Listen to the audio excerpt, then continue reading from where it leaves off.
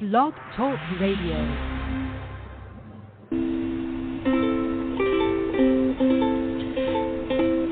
Hi everyone, this is Camille from sunny California, and you're listening to the Coffee Chat with Camille show, which is the podcast series that interviews various guests about real-life topics for people who love to learn.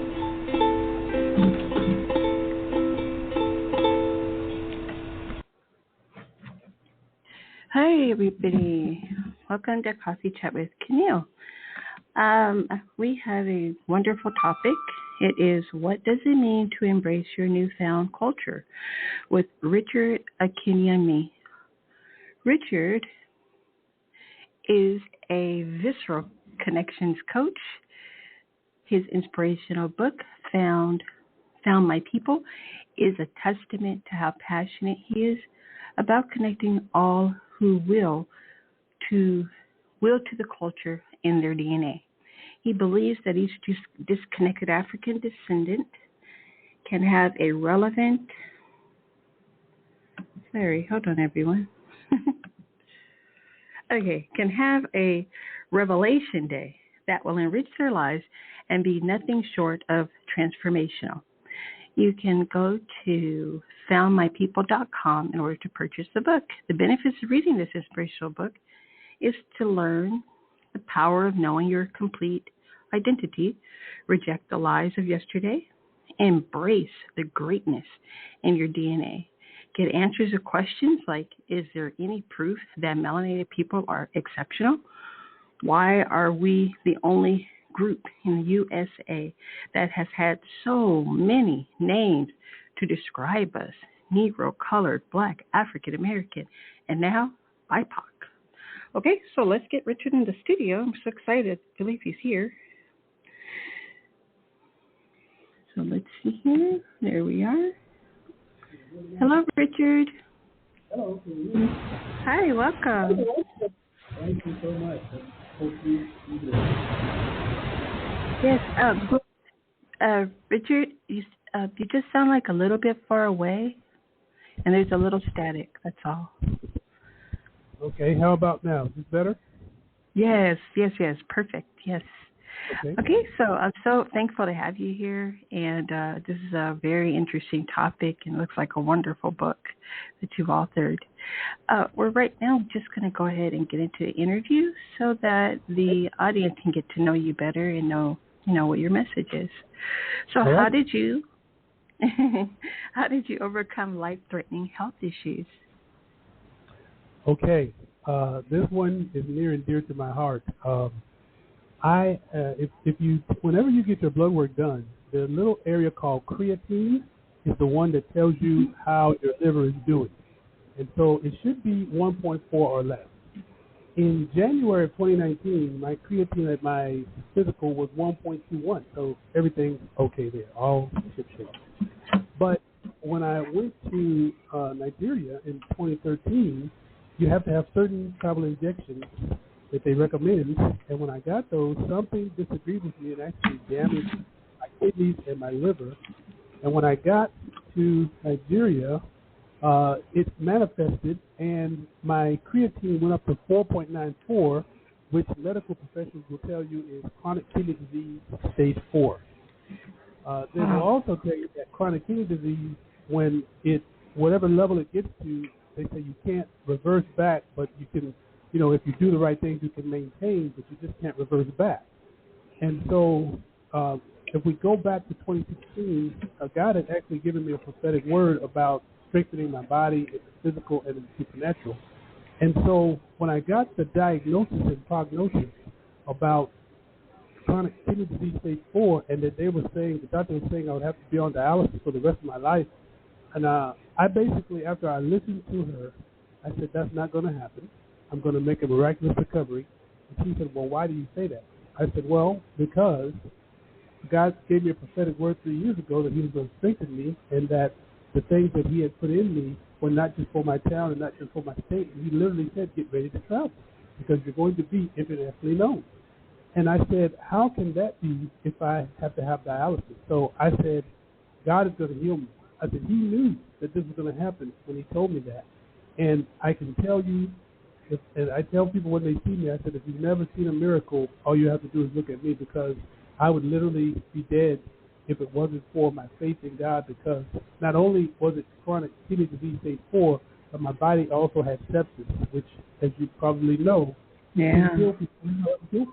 Yes. And so my doctor told me that if I had not changed, because in 2017 I totally changed my eating habits, which is, I call myself an organitarian. They don't really have a word for what I am, because, you know, there's vegan, vegetarian, pescatarian, and then omnivore. But I'm in between the pescatarian and the omnivore. I'm an organitarian, which is like an omnivore but only eating organic meats and things like that. And that caused me to lose about pounds.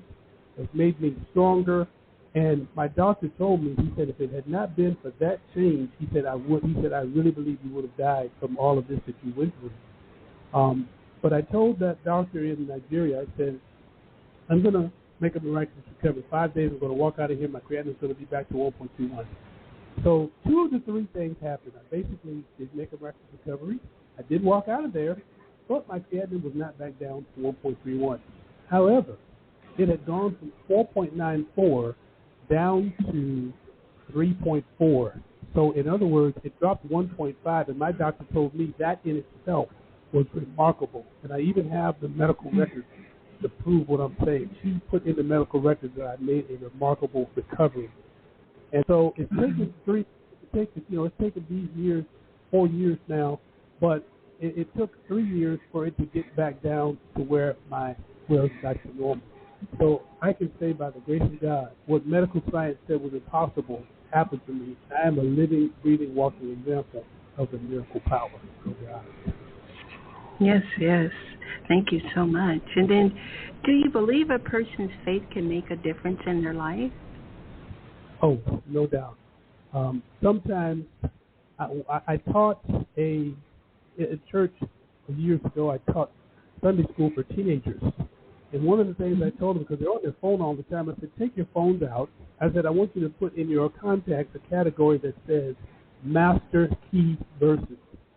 And so these are things that, when the chips are down and life is beating you up, these are the kind of things that you need to remind yourself who you belong to, what he told you, and that he's faithful. So one of those key master key verses is Numbers 23:19. And it says, for God is not a man that he should lie, neither is he the son of man that he should repent. Has he said something, and shall he not do it? Has he spoken, and shall he not surely bring it to pass?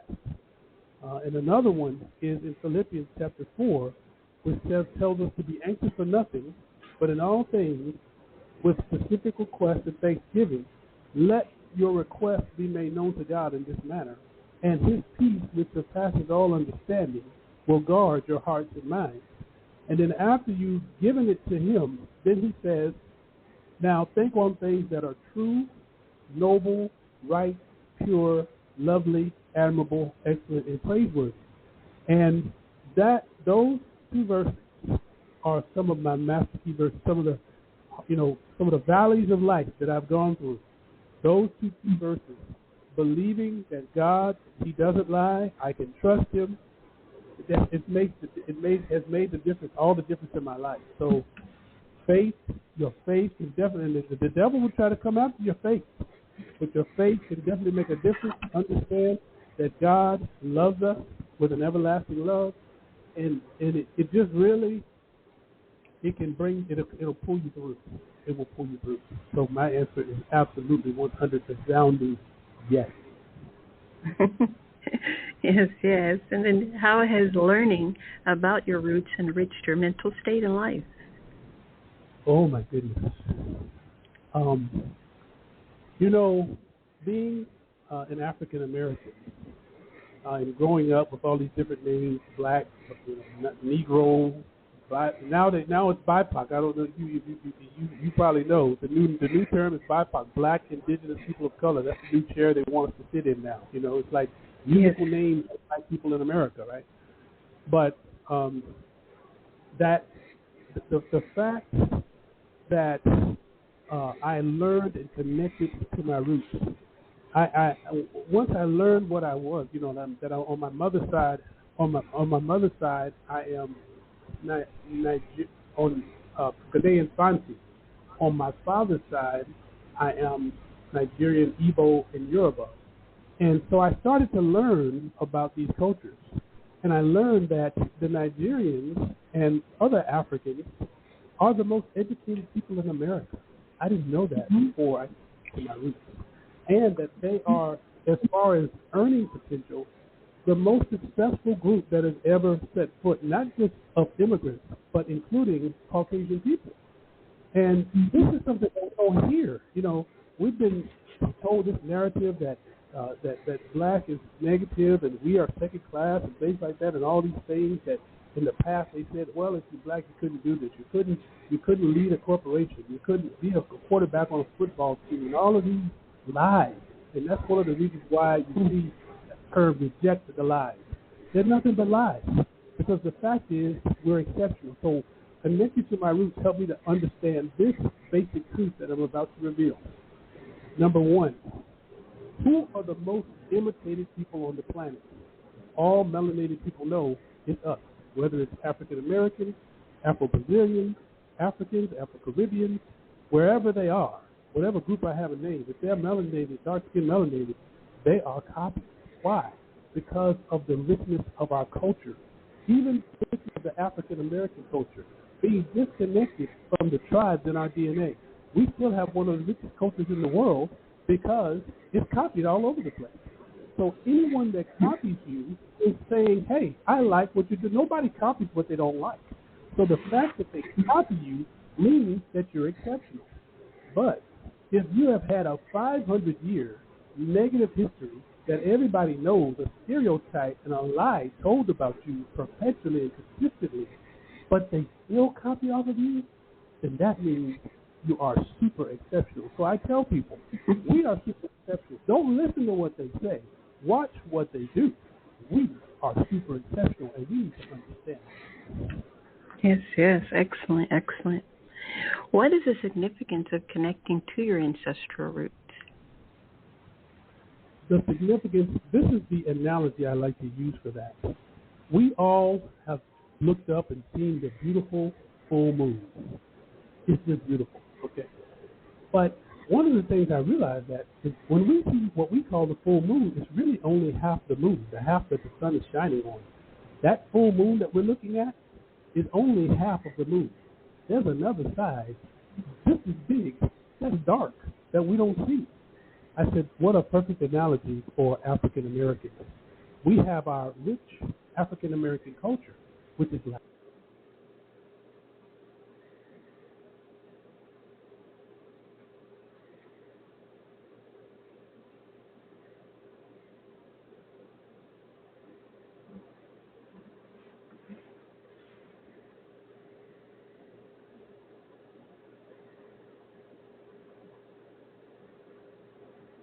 Hello, Richard.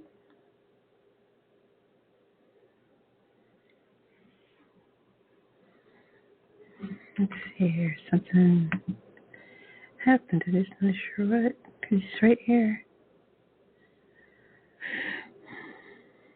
Maybe it's just his phone. Yeah, Richard is just making these outstanding points and about the African American culture and African American heritage contributions to the U.S. and to the world. And so we basically have just a couple more questions to go. So I'm just going to wait patiently and see if he's able to reconnect the call. Okay, so let me check in here because it looks like it just dropped out of nowhere. Let's see here.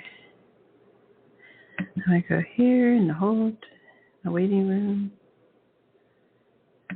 Yeah, the call just dropped. That's interesting. I've never had that happen before. But so far, these are very powerful sentiments, very powerful facts. And we really need to get back to facts and also to raising the self-esteem of the people that have, it's been indoctrinated that they should be mistreated due to the enslavement that had taken place. And I just really want Richard to continue his trade of thought, because this is an uplifting message to African American people and to the world that they do need to consider, and this is on a world scale, stop mistreating the people of color. And I don't mean all these other groups. I'm talking specifically about African American people or African people or people who are melanated. Because, you cannot control how you are born. And it's just a world problem and one of the greatest sins of the world, to not look after melanated people. So hold on, let's see if we have Richard here. Hi, Richard. Okay. I got disconnected, so I had to call it on the phone. Yeah, I didn't know what happened. The call just dropped. I don't know what happened. No it worries. looked like it was still connected, but, Yeah, that was interesting. Technical, but I just waited. Experiencing technical difficulties.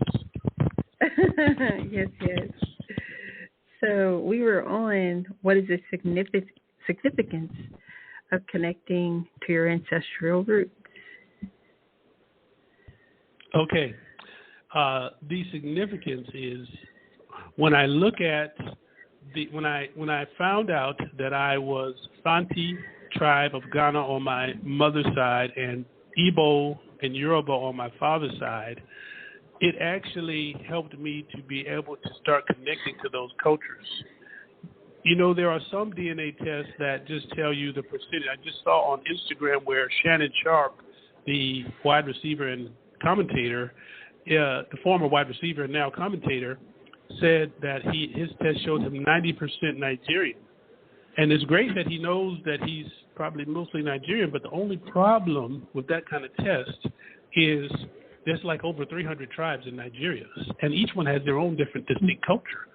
And so unless he does the one that tells him the tribe, it's just going to be kind of anecdotal and say, hey, I know I'm Nigerian because it says 90%, so I'm definitely, mostly from Nigeria, and that's wonderful. But he has to find out, are you Igbo? Are you Yoruba? Are you Fulani? Are you Hausa? Or some of the many other tribes? There's Delta Igbos. There's so many different tribes. I just only know a few of them.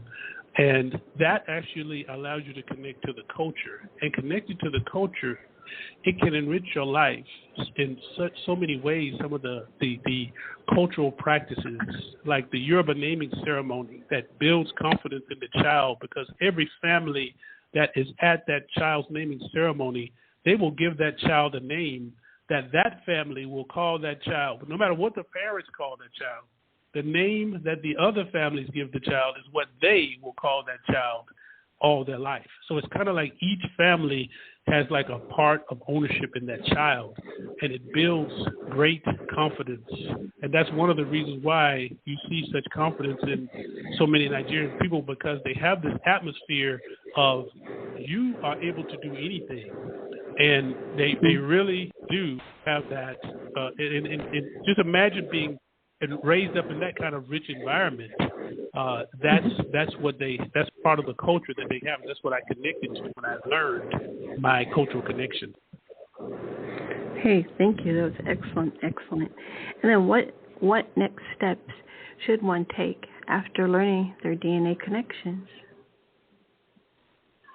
Okay, so the first thing I say is to all of those people who are finding out, congratulations.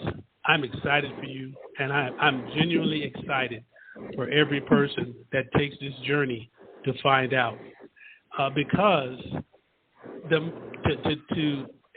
in the analogy that I use of the full moon, to light up that dark side of the full moon, to understand, it helps you. So the first thing I think you should do afterwards is do some research about the tribe that you've now found out has been with you all the time. learn about that culture. If there are no people of that tribe around you, like, close by, or maybe association, look and see if there's some groups or associations, because when I connected and when I learned that I was Nigerian, I joined the local Nigerian association. I let them know that I found out that I am Igbo and Yoruba, and they were so excited for me. And then I legally changed my name. Now, everybody might not legally change their name, but for me, it was something that I call it nullifying the legacy of enslavement, because my last name was formerly one of the most common names in the United States. And I said, well, there must have been a lot of people that came off of that plantation, because so many people have these names. There's some common names like Jones, Smith, Williams, this Johnson. There's just some names that, there's so many of them. When I used to go to restaurants, I would give my first name because I felt like if I just gave my last name, somebody else would get my table because it was that common. But at any rate, so that, that aspect, just having ownership, because and I'll tell you, and after we finish this question, I can tell them what my name means. I tell them what each one means, because I've taken a name from each tribe and what they mean. So in Africa, when they give you a name, it has meaning. And the Yoruba say, you will live up to your name. They don't just give you, let's see, I'm just going to name you a name. No. When you talk to Africans, you can ask them and say, what does your name mean? And they will be able to tell you what their name means. So all of this rich cultural significance. So first of all, do the research. Secondly, if it's possible to go there with somebody of that tribe, go to the place of your ancestral origins with somebody of your tribe. Spend at least 2 weeks. It's better to save and go 2 weeks than to say, okay, I know I can go, but I can only go 7 days now. No. Wait a few more months. Save up. The difference is going to be phenomenal, because my first trip, I went for 10 days, and, I wish I had had 20 days. I wanted to get back. It was 6 years before I could get back, but I wanted to get back. But ever since 2019, I've been back every year since, and now I actually live in Ghana. And so the next steps are do your research, find out about it, see if you can connect to the people of that tribe, visit at least 2 weeks. And then I think from there, I believe they'll have the bug. I believe there will be, so many people that I've talked to that have done this are like, man, I want to move to Africa. There's so many people that I know are either buying land, building houses, or even coming. Just like right now, I live here, but I rent a flat here.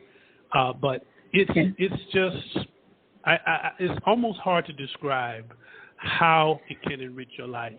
I truly, truly believe that each person that wants to will have a transformational experience if they will take the time to connect to their roots.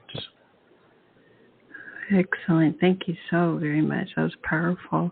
And then for the powerful and inspiring, for the last question, how do I add my ancestral culture to the culture I already know? Okay, so this is one, sometimes people have a little pushback. Sometimes you'll find some African Americans that are upset that you're connected to your ancestral roots. I have questions, like, because I'm a Christian, I believe in, the God of Abraham, Isaac, and Jacob. And, people say, well, you found your roots. Are you still a Christian? Have you gone back to the, some ancestral religions and things like that? I said, yes, I'm still a Christian. What a lot of people are not aware of is, especially on the book cover, there's some symbols. Those are actually ancient Adinkra symbols. And the symbol that's got 3 over the title of the same symbol, that symbol actually means the supremacy of God. So you basically want to make sure that you're confident about it. Don't let anybody derail you. Understand that this is a long time coming. When I went to Nigeria in 2013, that was the first time in hundreds of years that anybody from my bloodline had been back on the African continent. And I had really a visceral experience. That's why I call myself the Visceral Connections Coach. It was a visceral experience standing there on Badagry Beach, the point of no return that my Igbo and Yoruba ancestors were violently taken away, and I felt it was just like so many people say the same thing. It's like an emotional, tears rolling down your eyes, and some people think it's just you're thinking about it. I think it's more than that. I think the DNA that they had then is still in us now, and when it gets back to that point, I think it it connects to the trauma, and I think that's why we have that emotional response, or maybe it's even beyond emotional. I think it's a spiritual response, actually. That's what I would say. Yes. All right. This has been an absolutely eye-opening, very inspiring interview. I'm so thankful that you're here. Can I tell them what my name means? Yes, I did want you to do that because we lost a little bit of time there. Yes, please do. Yes. Yes. Okay, so let me quickly tell you. Okay, so Richard is English, of course, and I kept that because my old name was Rick, and so the people that knew me kind of made it easier for them. Well, I tell them, I'm just going to call you Rick. Okay, so my mother, God love her. She knows of her cultural connections, but she's like, you're always going to be Rick to me, baby. She refuses to call me anything else. So, but anyway, Kweku is Ghanaian Fanti, and they're a Khan tribe. Kweku means Wednesday born, and so Richard Kweku is Ghanaian. Fanti, it means Wednesday born. EzeAgu, EzeAgu, is Nigerian Igbo. It means King of Lions, and Akinyemi is Yoruba, and it means warrior king well suited to power. So if someone says my name, what they're saying is Richard, powerful ruler, born on Wednesday, king of lions, powerful ruler,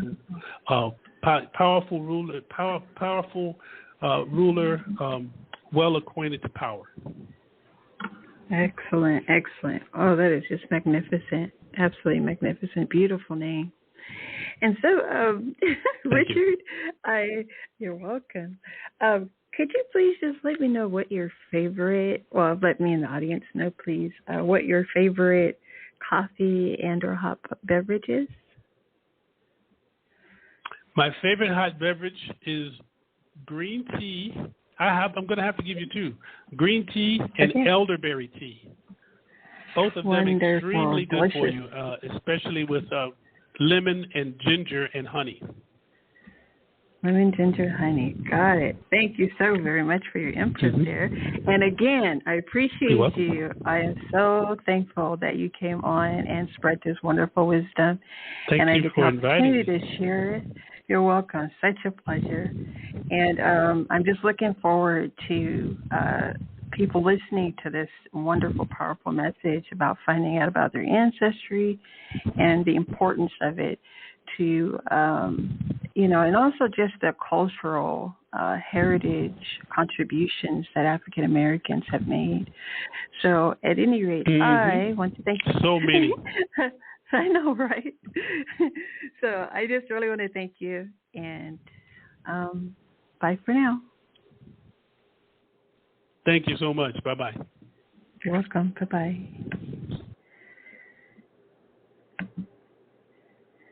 Okay, everyone. So that was the magnificent Richard Akinyemi. I know I'm not pronouncing that correctly, but he did, in the interview, pronounce it and also give you the definition of his name, which is absolutely gorgeous.